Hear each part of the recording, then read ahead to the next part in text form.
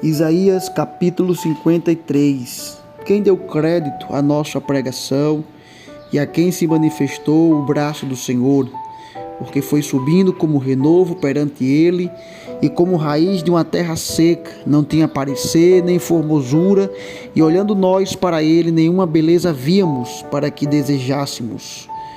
Era desprezado e o mais indigno entre os homens, homem de dores, experimentado nos trabalhos, e como um de quem os homens escondiam o rosto. Era desprezado e não fizemos dele caso algum. Verdadeiramente, ele tomou sobre si as nossas enfermidades e as nossas dores levou sobre si, e nós o reputamos por aflito, ferido de Deus e oprimido. Mas ele foi ferido pelas nossas transgressões e moído pelas nossas iniquidades. O castigo que nos traz a paz estava sobre ele, e pelas suas pisaduras fomos sarados. Todos nós andamos desgarrados como ovelhas, cada um se desviava pelo seu caminho, mas o Senhor fez cair sobre ele a iniquidade de todos nós.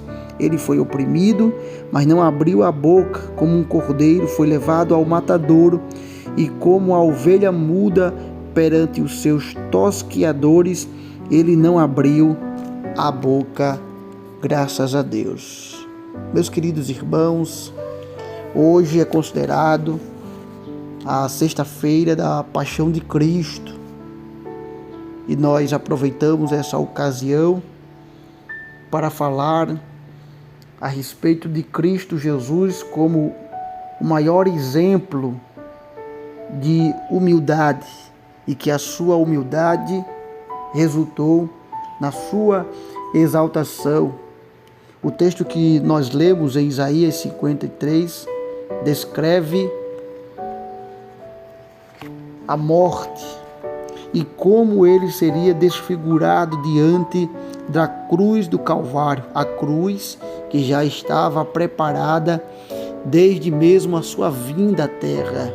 Era necessário essa morte, apesar de injusta, apesar de dolorosa, apesar de ser uma dor profunda que ele carregava consigo antes mesmo de subir ao Calvário, mas que, como ele mesmo disse no Getsêmani, não seja feita a minha vontade, mas a tua vontade. Ele que pediu para que o Senhor passasse esse cálice, mas que entendia que era necessário se humilhar para que o Senhor cumprisse a vontade dele, o Deus Pai cumprisse a vontade no Filho que tomou a forma de homem. Ora, o texto bíblico em Filipenses capítulo 2, versículos 5 ao 11, fala do Cristo que tomou a forma de homem, se fez um de nós para que pudesse se humilhar e chegar até a morte, e morte de cruz.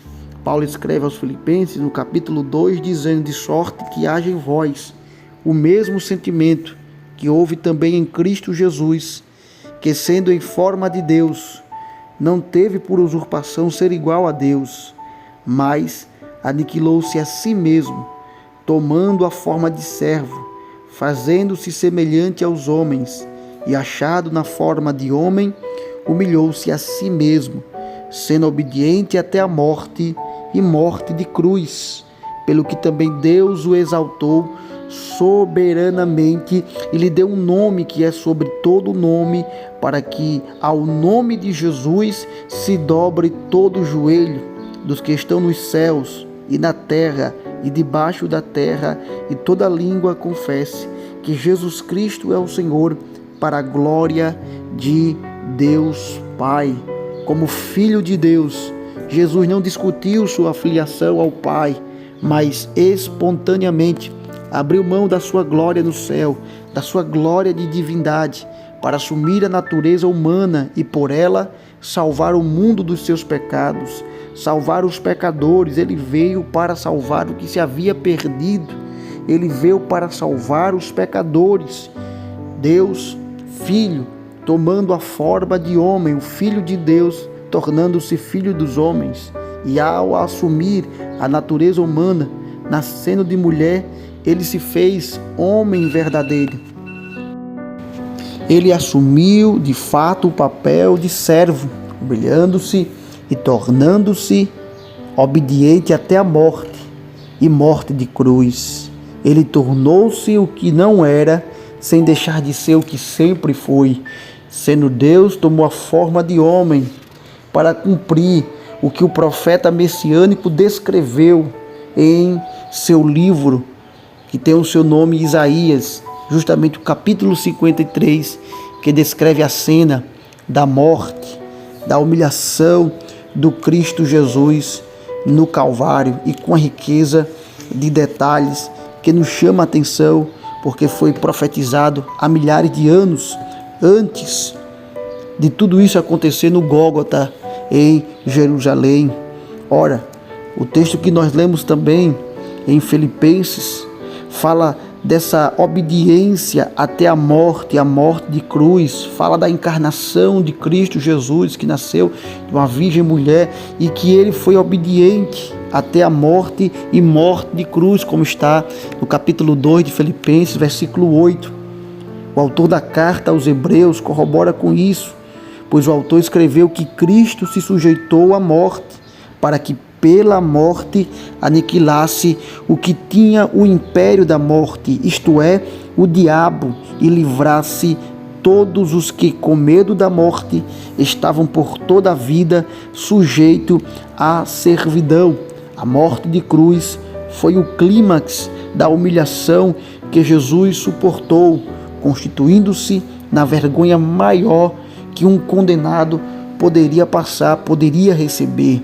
Ele desceu ao ponto mais baixo da sua humilhação ao enfrentar o Calvário, ao enfrentar a morte na cruz, ao enfrentar os seus algozes, aqueles que cuspiram no seu rosto, que lhe esbofetearam, que lhe colocaram a coroa de espinho, aqueles que lhe atravessaram com uma ferramenta pontiaguda, e todo aquele sofrimento que Cristo passou. Ele sofreu tudo o que a palavra morte pode significar para nós, passando pela dor e participando do Hades, o estado dos mortos, que não é a sepultura.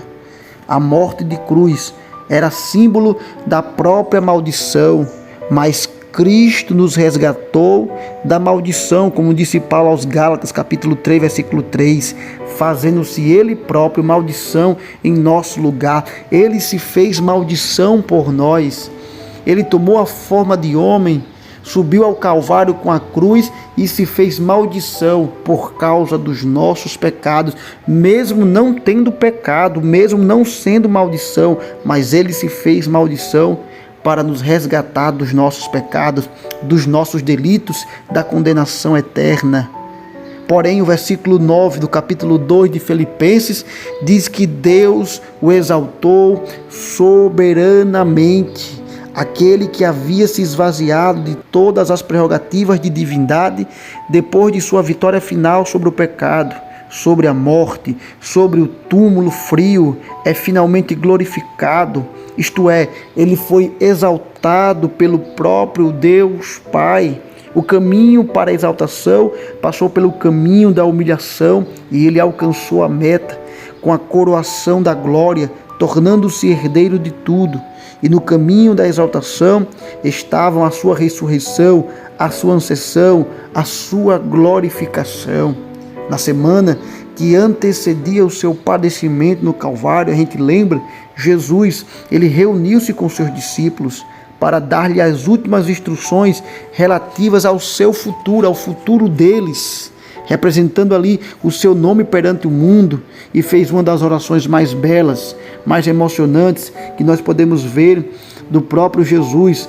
Ele orou pelos seus discípulos para que fossem guardados do mal. Ele orou pelos futuros cristãos, por aqueles que ainda iriam se converter. E nessa oração de caráter pessoal, Jesus reivindicou do Pai a glória que tinha antes de vir ao mundo. Ele não tinha dúvida alguma quanto à sua vitória sobre o diabo, sobre a morte. Ele sabia que ao final ele venceria e seria glorificado diante dos homens e dos seus inimigos. Hoje é a Páscoa. É um dia de nós refletirmos sobre a morte de Cristo Jesus. Ele se humilhou por nós, Ele morreu por nós naquela cruz. Ele, como ovelha muda, foi levado ao matadouro, foi oprimido, não abriu a sua boca. Ele foi ferido pelas nossas transgressões, Ele foi moído pelas nossas iniquidades, e esse castigo que nos traz a paz estava sobre Ele.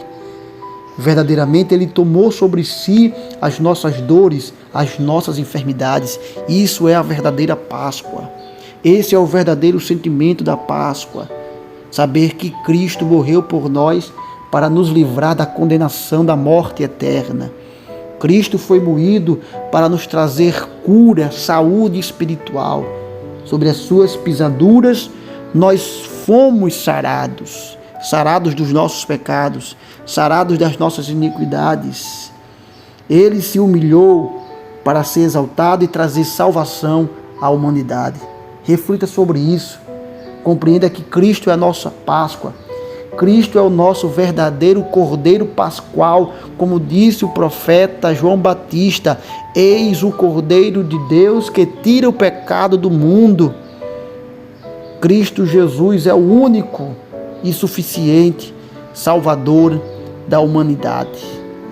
Vamos orar, agradecendo a Deus por isso, entregando nossas vidas nas mãos do Senhor, porque Ele morreu, mas Ele está vivo para todo sempre, porque o túmulo não foi suficiente para assegurar a glória do Cristo, Filho de Deus.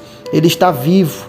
Ele morreu, mas Ele está vivo. Ele se apresentou ao apóstolo João dizendo: eu sou aquele que fui morto, mas eis que estou vivo e vivo para todo sempre. O nosso Cristo não está pendurado na cruz com a cabeça ao lado.